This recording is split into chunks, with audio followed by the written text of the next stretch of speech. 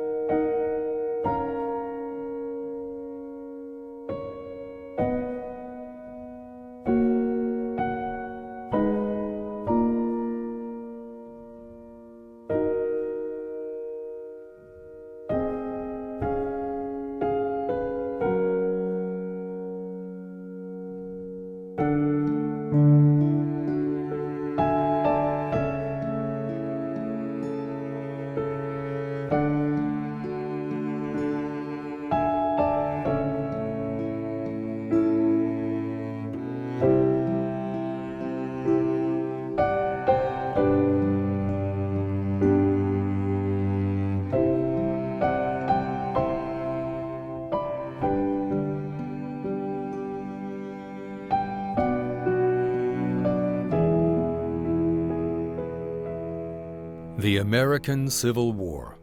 American against American. Brother against brother. Between 1861 and 1865, over 3 million men fought in the war, and over 620,000 died. More than 1 out of every 4 Union soldiers was killed or wounded. More Americans died in one day at the Battle of Antietam than all previous American wars combined. The Civil War was the defining point in American history. No more shall the war cry sever, or the winding rivers be red. They banish our anger forever, when they laurel the graves of our dead. Under the sod and the dew, waiting the judgment day, love and tears for the blue, tears and love for the gray. Francis Miles Finch.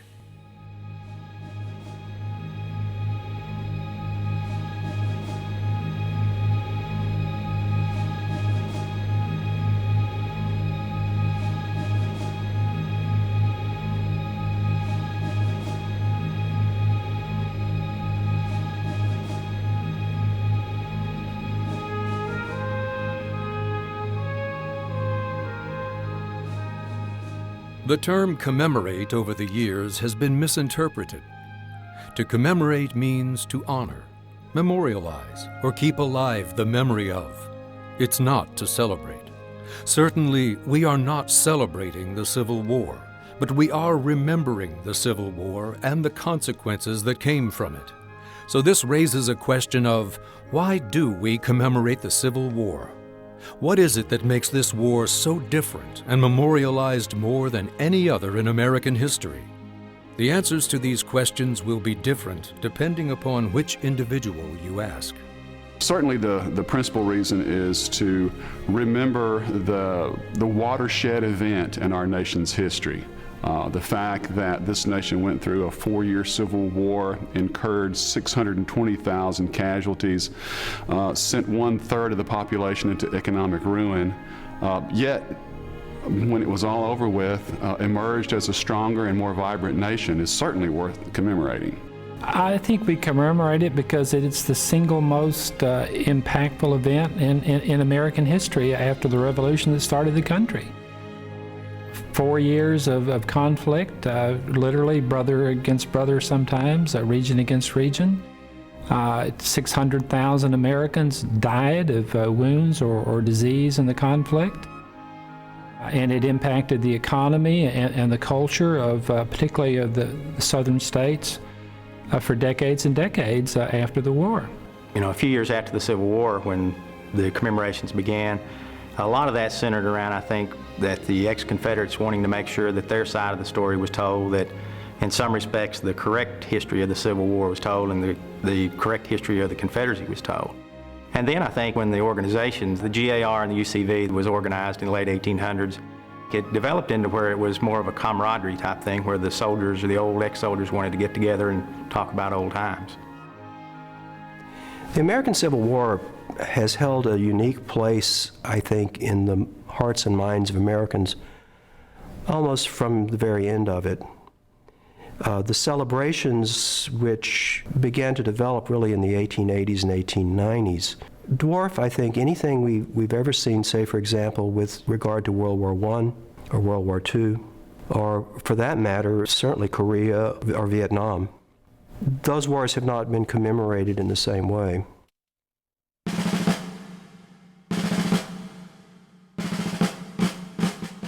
I think that the Civil War is commemorated in part because the commemorations in the end are not just a celebration of the sacrifice of the men who fought, but to a large degree they are a celebration of the nation, and in a certain sense a celebration of the fact that this nation could survive a war as horrible as the Civil War, that men could die and families could in the end forgive. Now, I'm not sure that everyone forgave, or certainly everyone forgot, but I think these celebrations are ways of basically telling everyone in the nation that in the end, even though we fought, that we can make our peace, we can reconcile. People, they want to celebrate the Civil War, and there are reasons. I mean, slavery did end. We did become, ultimately, because of this, the type of country that could be united and thus move forward in the 20th century to becoming the world's leading global power, the leading economic power. All of these things are possible because of having a unified nation going forward. But I think in all this discussion about the Civil War, the one thing that to me gets forgotten too much is the fact that our political system broke down there. And that is instructive about the Civil War. 600,000 people died, and that should not be forgotten. Today, it's kind of hard to envision a civil war in the United States. And for us Southerners, this took place literally in our backyards today. And people have a difficult time getting their head around the fact that there were tremendous volumes of blood shed on the Southern battlefields. But 150 years removed from those events, it's kind of hard to understand that. To commemorate means to remember and to memorialize, and I think that we have to take that approach and view this sesquicentennial commemoration for what it is to remember the signal event in our nation's history. It is the unanimous opinion of the South today that the Southern states are better off in the Union without slavery than they would be out of the Union with slavery. Reverend Hay Watson Smith.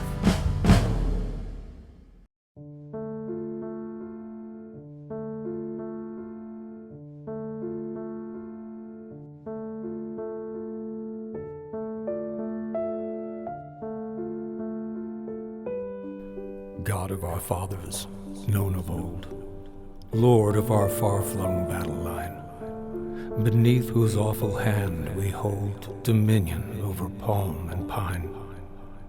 Lord God of hosts, be with us yet, lest we forget, lest we forget. Rudyard Kipling.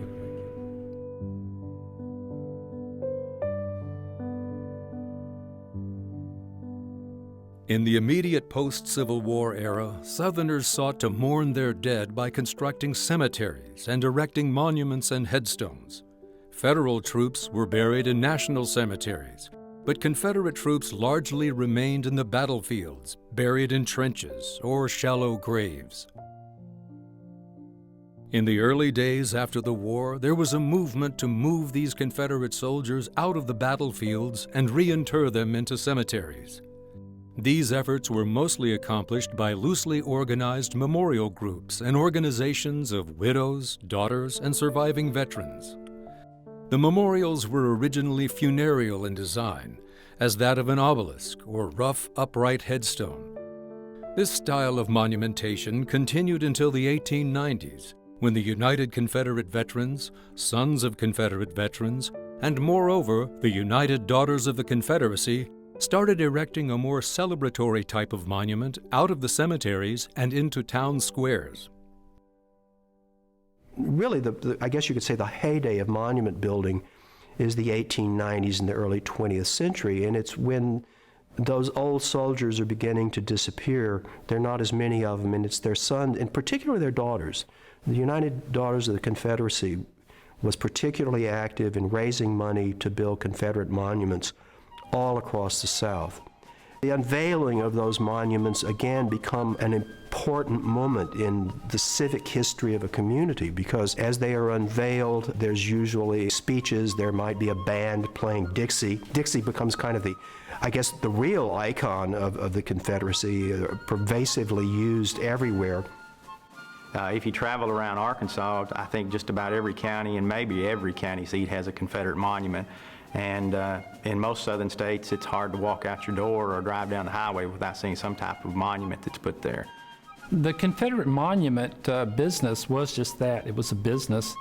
You had a company in Georgia, the McNeil Monument Works, that began around the turn of the century to put salesmen out on the road to call on county judges to sell them on the idea of memorializing the Confederate soldier with a statue, ideally on the lawn of the county courthouse, sometimes in a local park.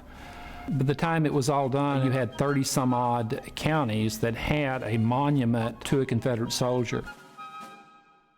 Most of the monuments commemorating Civil War veterans were erected between 1900 and 1912. 80% of those monuments were in the design of the lone Confederate soldier, and 85% of those were erected in courthouse lawns or town squares. The fact that Civil War groups put in a lot of monuments about the Civil War is not necessarily unique. I mean, you look back in history and you see there are monuments that signify things for all time. The Greeks had them, the Romans had them, the Egyptians had them, even more what we consider primitive societies with different totems and things like that. They had those types of markers and monuments, and they always were intended to instruct. These monuments, they're speaking, it's a language of the monuments. The monuments are telling people, here's the gods to worship. Here is the ruler you should fear. Here is a tale that needs to be told, that's told through sculpture or through public art. What is unique about these Civil War sculptures, though, is the fact that no other civilization put up as many monuments to defeat as did the defeated Confederates. The fact that there are so many of those to a defeated cause, plus the ones from the victors, is why Civil War monuments still, to this day, outnumber those to all other notable events, conflicts in American history. Between 1884 and 1934, there were over 30 monuments commemorating Civil War veterans erected in Arkansas. The first monument in Arkansas honoring Confederate dead was erected in 1884 and is located in the National Cemetery at Little Rock. The monument was established by a Women's Memorial Association of the United Daughters of the Confederacy, in memory of 640 Confederate soldiers buried there. These troops were originally buried in Mount Holly Cemetery just a few miles away, but were reinterred in 1884 to the Oakland Cemetery, which is now encompassed by the National Cemetery. The monument commemorates those 640 fallen Confederate soldiers belonging to commands from Missouri, Arkansas, Texas, and Louisiana. The last Civil War monument erected in Arkansas was in Hot Springs. The Hot Springs chapter of the United Daughters of the Confederacy was one of the largest and most active in the South, and they unveiled their commemorative sculpture in 1934. What's interesting about the Hot Springs Confederate Memorial, it's the last Civil War commemorative sculpture in the state. This is a Confederate sculpture built by a United Daughters of the Confederacy chapter. The Hot Springs chapter was one of the most active, one of the largest in the state, had been for years, but it was odd that a chapter that was this active and this large would be without a Confederate memorial in its downtown area to show off its Confederate pride, in a sense. Hot Springs had their cemetery. They had an area where they have some Confederates who were buried in their cemetery in Hot Springs, and they had already put up a memorial. So it's not like the town was without some commemoration. If you look at Hot Springs and you look at the difference in the Little Rock Memorial back in 1884, the first one and the last one in the state, the differences are pretty stark. One is put in a cemetery. It's an obelisk. It's a funerary design, and it's certainly a monument of bereavement, not a monument necessarily of celebration. Now you turn to 1934, 50 years later, and the commemoration has changed completely. You have something of a raucous crowd there with the high school band playing tunes and the mayor there and people giving speeches. And of course, you've got the very public location, a square right in your downtown area. And so I think it's interesting to look at the differences in those two places, and also the designs, the design of the Hot Springs one being a lone Confederate soldier as opposed to something that's funerary. Of the 30 monuments dedicated to Civil War veterans, 25 are dedicated to Confederate veterans, 3 are dedicated to Federal, and 2 are dedicated to both sides. Of the 2 that are both blue and gray, one is located on the battlefield of Pea Ridge in northwest Arkansas. The marble monument to a reunited soldiery was erected during the 1889 Pea Ridge reunion, honoring both the untarnished blue and the unsullied gray. Within 100 yards of the 1889 monument stands an older monument entitled Angel Aloft. Confederate veterans raised this memorial just 25 years after the fight and was one of the first in the nation to mark a Civil War battlefield. This stark 1887 obelisk mourned the well-known Southern generals lost here, McCulloch, McIntosh, and Slack. The other blue and gray monument is located in a small southern Arkansas town by the name of St. Charles. The monument is predominantly devoted to Federal dead because at St. Charles occurred what many people say is the most destructive single shot of the Civil War. And that's when a Confederate artillery battery fired a shot into a Union gunboat called the Mound City that exploded its boiler and scalded to death many of the sailors there. Most people don't realize that the most destructive single shot fired in the Civil War occurred in Arkansas. And second, that one of the 2 blue and gray monuments that's here in Arkansas is at a little town in St. Charles. One of the most viewed, I guess today, monuments to the Confederacy is in front of the Arkansas Museum of Military History in MacArthur Park, which is the old Arsenal building and sits in the grounds of what was the city park. It's significant for a couple reasons. One is it was unveiled during a United Confederate Veterans Convention, and it was attended by 100,000 plus people. I mean, that was guests and veterans crowding into the city. It's also significant because it's the only sculpture that the sons of Confederate veterans put up in Arkansas on their own. They participated in some others. They might have shared credit with the United Daughters of the Confederacy or the United Confederate Veterans, but this is the only one that they did on their own. The one in MacArthur Park is dedicated to a single company of the 6th Arkansas Infantry. It was Company A, and they were known as the Capitol Guards. And distinct on one side is the phrase, "lest we forget." Those 3 words capture what it means to commemorate the Civil War. Lest we forget the efforts, lest we forget what our country suffered, lest we forget what came from that particular struggle, the good things that came from it as well as the bad.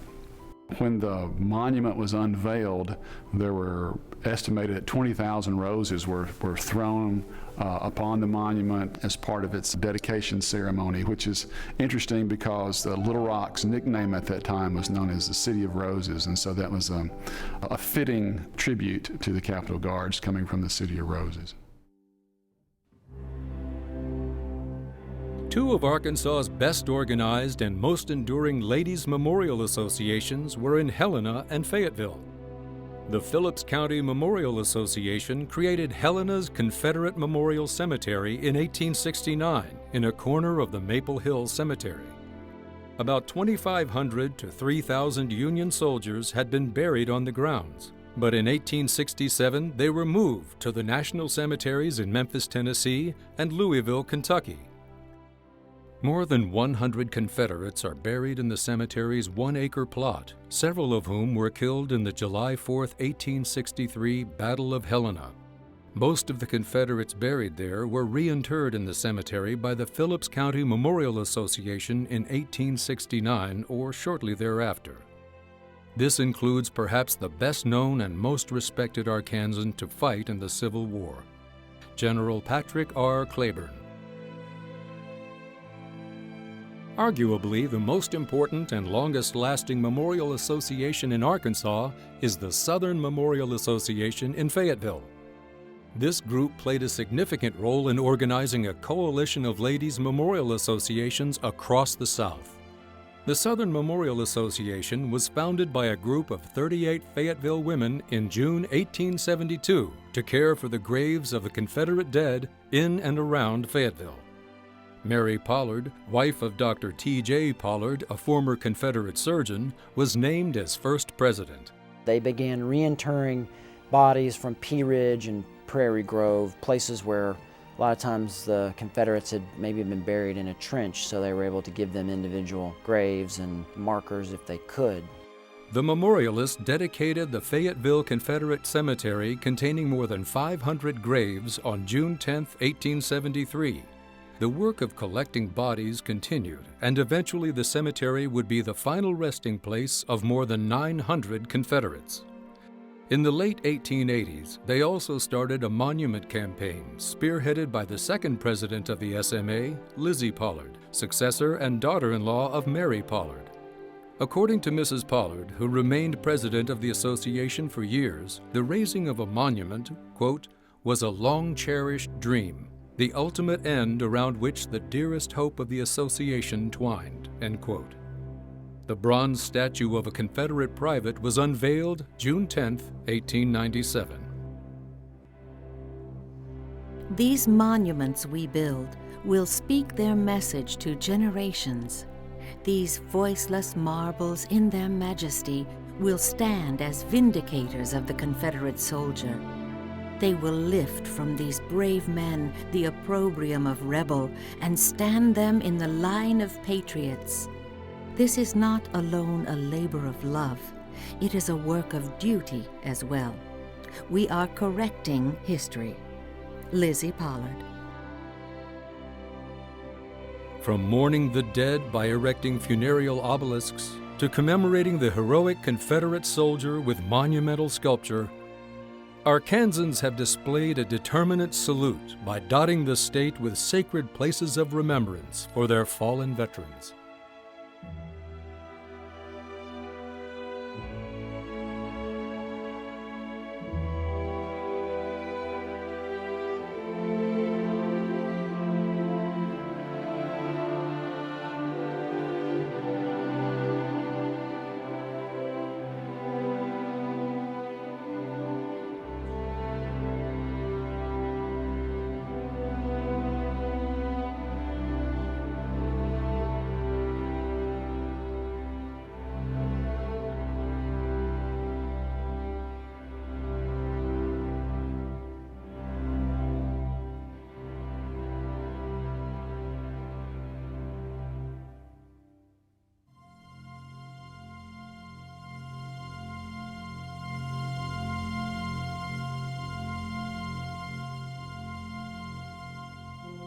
Reunions began almost immediately after the end of the Civil War as a result of the Grand Army of the Republic.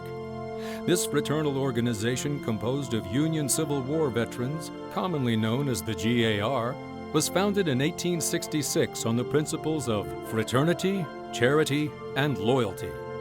Open to both black and white veterans, the GAR advocated voting rights for black veterans, lobbied the U.S. Congress to establish veterans' pensions, and supported Republican political candidates. The GAR reached its largest enrollment in 1890 with 490,000 members. It held an annual national encampment every year from 1866 to 1949, where veterans would reunite to tell stories, have parades, as well as elect officers and engage in partisan politics. The southern counterpart to the GAR was the United Confederate Veterans Association. The UCV was established in 1889 as a benevolent, historical, social, and literary association. It was active from 1889 to the mid-1940s and had a total membership approaching 160,000. Its mission was to unite in a general federation all associations of Confederate veterans, now in existence or hereafter to be formed, to gather authentic data for an impartial history of the war between the states, to preserve relics or mementos of the same, to cherish the ties of friendship that should exist among men who have shared common dangers, common sufferings, and privations, to care for the disabled and extend a helping hand to the needy, to protect the widows and the orphans, and to make and preserve a record of the services of every member and, as far as possible, of those of our comrades who have preceded us in eternity.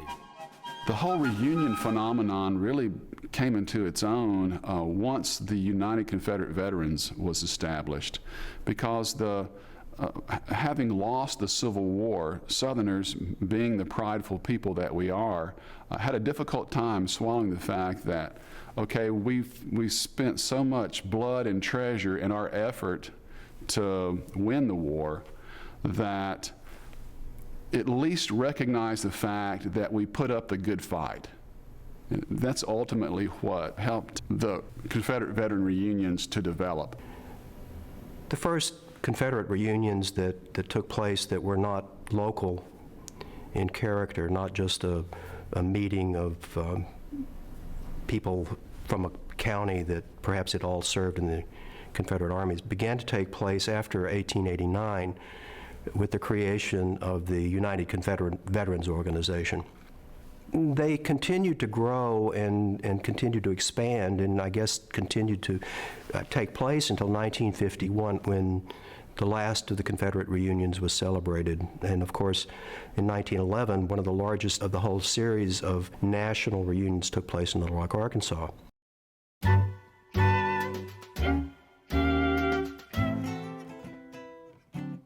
The United Confederate Veterans Reunion was considered the Festival of the South. Many Southern cities would solicit to host the next year's reunion at the current event. The 1910 reunion was held in Mobile, and the city of Little Rock made exceptional efforts to gain the rights to host the 1911 UCV reunion. It's actually, a lesson in winning the right to host a convention that you still see today, whether it's the Little Rock Visitors Bureau or equivalent organizations. City officials from Little Rock lobbied for the right to host the 1911 reunion. They had to make a lot of promises about lodging and entertainment and feeding the veterans, and they won the right to host the reunion. The city went to tremendous efforts to make sure that the event would not only be memorable to all those that attended, and particularly for the veterans, but that they were hosted like kings. The City Fathers established over 48 different committees that included things like lodging and travel and food and entertainment and a host of others to make sure that the veterans were well taken care of during their time in Little Rock. Well, to prepare for the reunion, you have to prepare for everything. Again, you look at Little Rock of maybe 45,000 people, and they're estimating that perhaps 100,000 visitors will come in. That if that were to happen today, you can just imagine what type of chaos or troubles that would cause in Little Rock and the probably years of planning that would be necessary. Early input from other UCV organizations around the nation let it be known that this was going to be an extremely well-attended event. The reunion organizers quickly realized that they needed to raise a large sum of money to make sure that everything would be accommodated. The closer they got to the actual dates of the event in 1911, they realized they were a little short on their fundraising. And they made a plea to the state legislature for an appropriation for the reunion. The legislature was in session at the time, and the city of Little Rock approached them and said, we need additional money because the number of veterans and people that are coming to this are going to exceed our expectations, and would you appropriate some money to help us host this reunion? And the legislature said, no, we're not going to do that because it's the city of Little Rock that's going to get most of the benefits in your business community from all these visitors, and you need to find the money within your city, within the business community.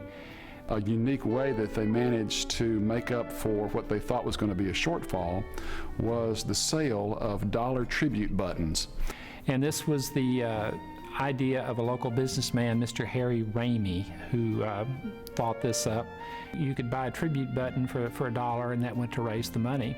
And so these were unique buttons that were advertisements for the upcoming 1911 UCV reunion. And it was fairly ingenious at the time because it allowed donors not only to know that they had contributed to the reunion fund, but they had a souvenir from it. And so they raised a tremendous amount of money through the sale of these dollar tribute buttons. Hosting a national UCV reunion was a massive undertaking. The City Fathers had to prepare for simultaneous arrivals of thousands of veterans and other visitors.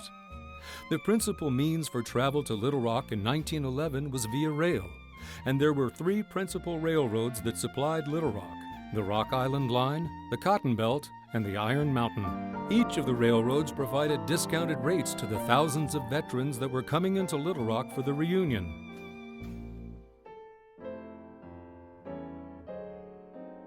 Not only was transportation a major issue, but supplying adequate accommodations for the visitors was paramount. So housing was a major thing, because you're talking about people that, for the reunion, the 16th, 17th, and 18th, and then people come early. In fact, one of the problems that they experienced was people arriving early, and they weren't totally prepared for people to get there the day or two before.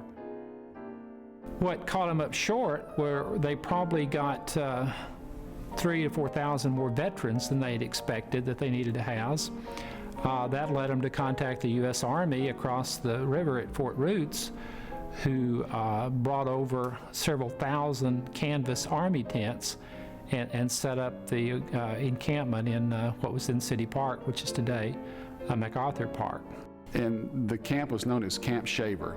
And Camp Shaver was named for an Arkansas colonel, Colonel Robert Fighting Bob Shaver, as they called him, who had been the colonel of the 7th Arkansas Infantry and then later of the 38th Arkansas Infantry.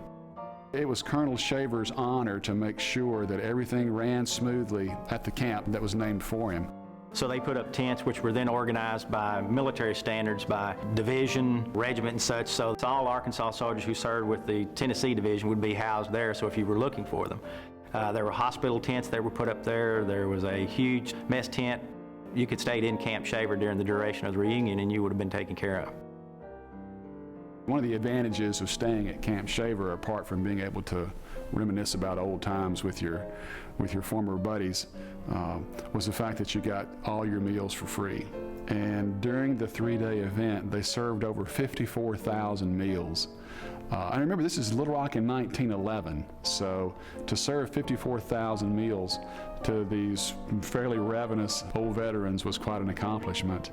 Of course, you have to entertain all these people. I mean, they come into town, and you don't want people coming in town and having idle time on their hands, and so there's all types of entertainment. The official entertainment, if you can call it entertainment, they had meetings, and I think most people don't consider those to be official entertainment.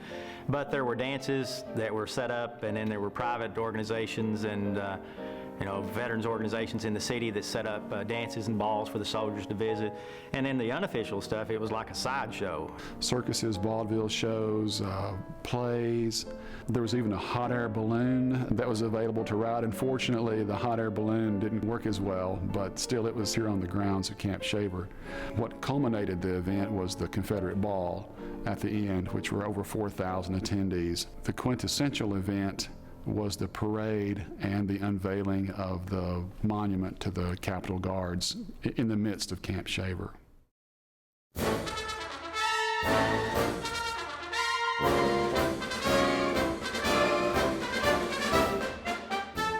On May 16th, 17th, and 18th, 1911, Little Rock hosted the 21st Annual United Confederate Veterans Reunion. The event held special significance, for it marked the 50th anniversary of the American Civil War. Thousands of veterans from across the nation converged upon Little Rock for this momentous event, arriving mostly by railroad. The veterans were greeted with open arms and dazzled with pageantry. When you had these throngs of veterans that were exiting the rail cars and at the stations here in Little Rock, one of the first things they saw was just the tremendous amount of decorations that covered literally all of the stores and buildings within the city.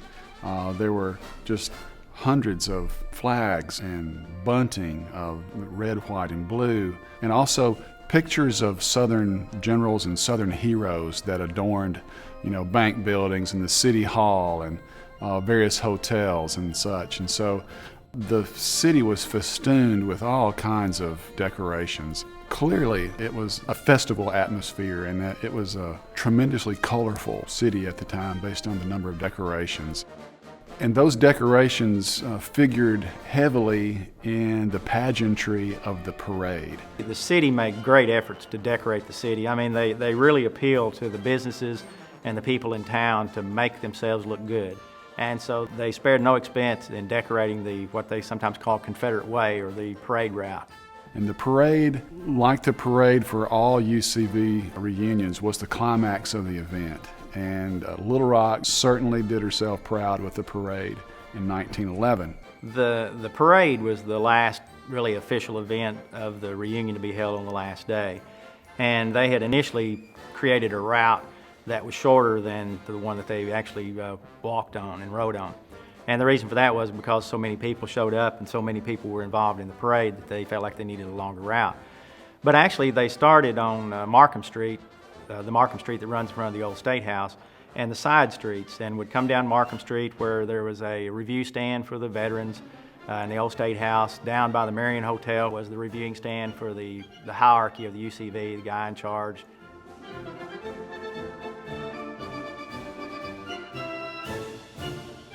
They went down Markham Street, they turned right on Main. The grand reviewing stand was at 5th and Main. It went on down to the Camp Shaver at City Park. And then it circled and it came back and looped back down Main Street and then back to the State House. So at some point you actually had two parades. You had one going one way and one going the other as the group that had reached the camp were returning and coming back. It is probably the largest parade, I think, ever in the history of Arkansas. It was noted that it took an hour and 45 minutes for the parade to go past one single point. So you can kind of give you a feel for just how long the parade was. One of the really unique and eye-catching aspects of the parade route were the 60 white plaster columns that adorned both sides of the parade route. And these were not only decorated with flags and bunting, but they were very eye-catching. You had remarkable stories and images, and it was widely photographed.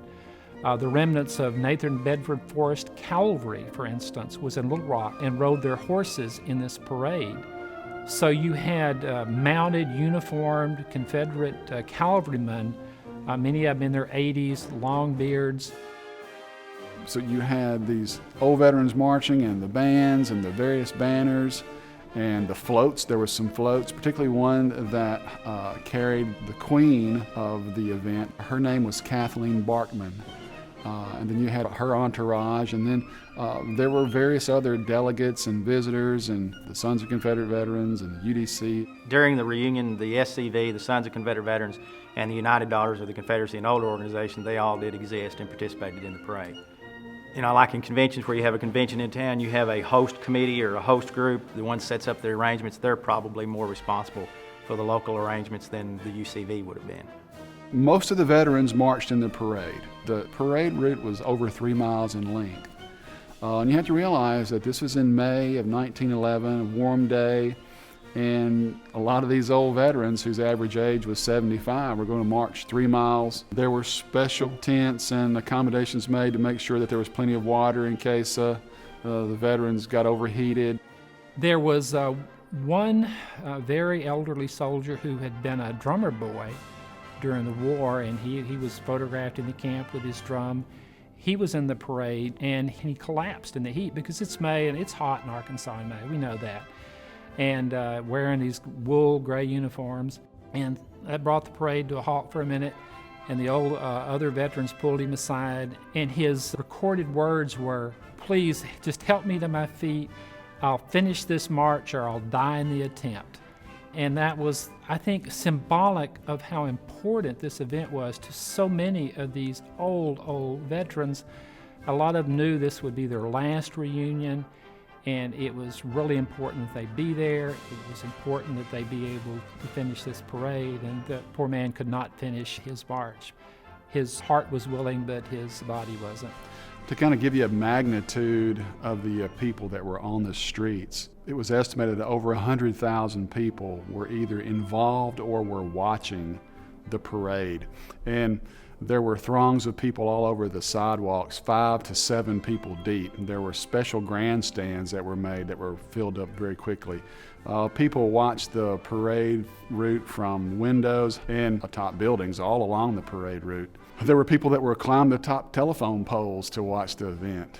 Of the 12,000 veterans, it was estimated that almost 10,000 were involved in the parade, most of which marched. Of course, you had the newfangled automobiles that were also quite a unique addition to the parade. So you had horses and horse-drawn carriages and automobiles all mixed together. It just must have been a tremendous event. And again, you have to realize that the average age of these veterans that were doing this 3-mile march in the fairly warm day on May the 18th, 1911 was 75. But these were spry old fellows that were going to make sure that they represented themselves well by still being able to march like they did back in 61 to 65.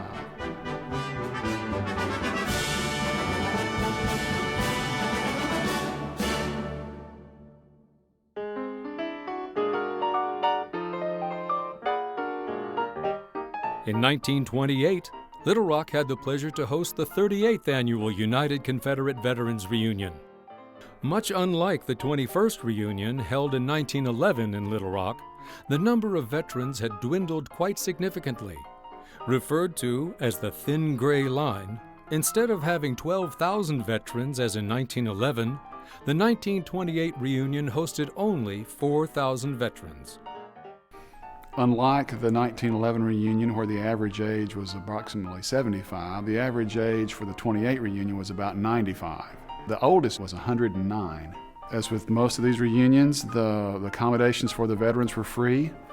There was another tent city that was set up. This time it was set up near current-day Fair Park in the vicinity of the zoo. It was called Camp Foster, and Camp Foster was named for the current commander of the UCV at that time.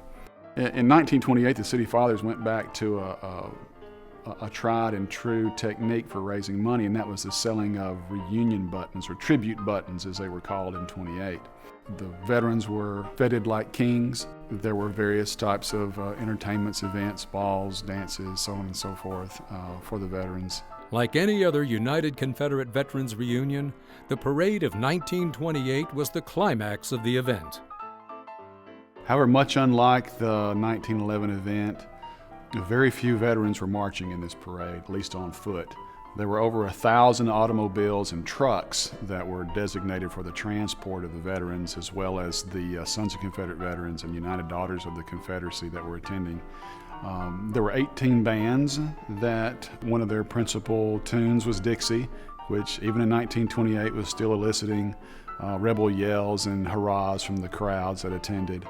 Another interesting feature of the 1928 parade, there was a squadron of National Guard airplanes that flew over the route. The route for the 1928 parade was quite a complex and twisting path. It started in North Little Rock at 4th and Main. It turned on Washington and then again on Maple and crossed over the Main Street Bridge to Little Rock. From there, it proceeded down Main Street to 10th, turned west on 10th to Louisiana, north on Louisiana to Markham, west on Markham Street, and passed by the old State House, much like the 1911 parade. The parade then continued to Broadway and proceeded south on Broadway to Capitol. From there, it turned west and progressed to the Capitol building, where it concluded. The parade route was about 5 miles long, substantially longer than the 1911 parade route. Even though the route was longer, the veterans were older, but they managed to transport them in the thousands of trucks that were there. The 1928 reunion, much like the 1911 reunion, the City Fathers put forth a tremendous effort.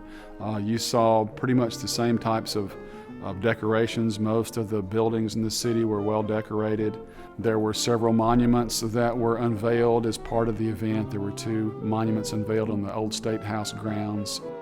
One to Arkansas General Thomas Churchill, the other to Texas General William Scurry, who was killed at the Battle of Jenkins Ferry in Arkansas. The 1928 reunion was just as successful, probably not as on a grand scale as the 1911. The number of attendees for the 1928 was much less than it was in 1911. Nonetheless, it was very successful.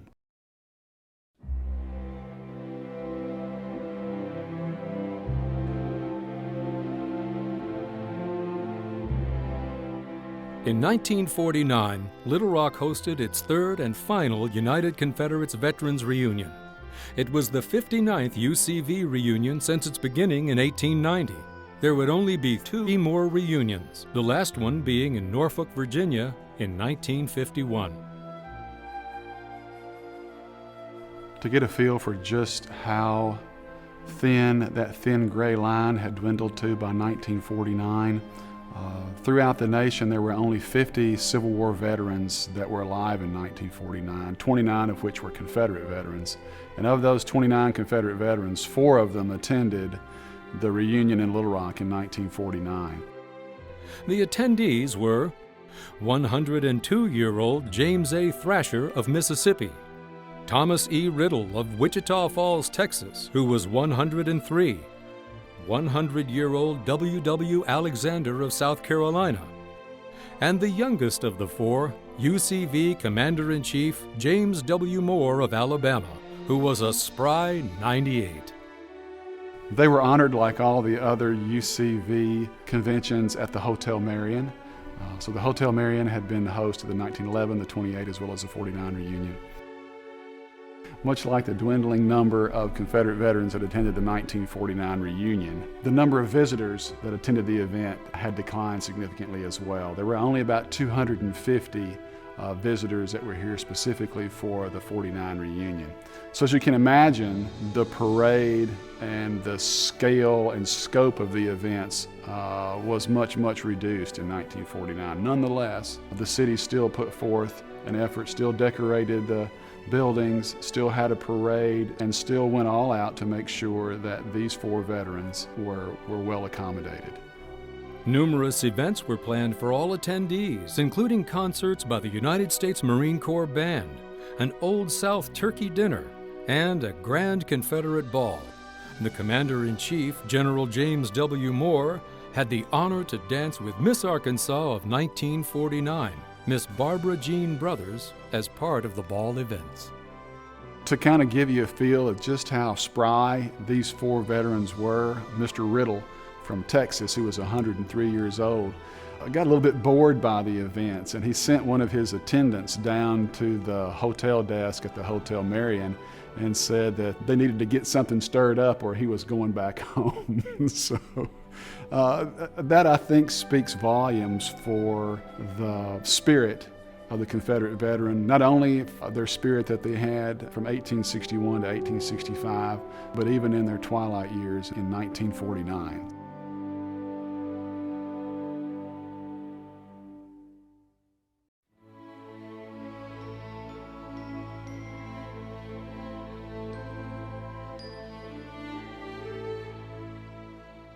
Grand Army of the Republic and United Confederate Veterans reunions served many diverse purposes. Comrades were reunited, bitter enemies were reconciled, stories were told, and sights of elderly blue and gray veterans shaking hands and embracing became commonplace. These conveyed a sense that all is well. The reunions, I think, served, of course, more of a purpose than just simply getting old Confederates back together. They also, to a certain degree, became part of the whole national reconciliation that began to take place at the very war's end.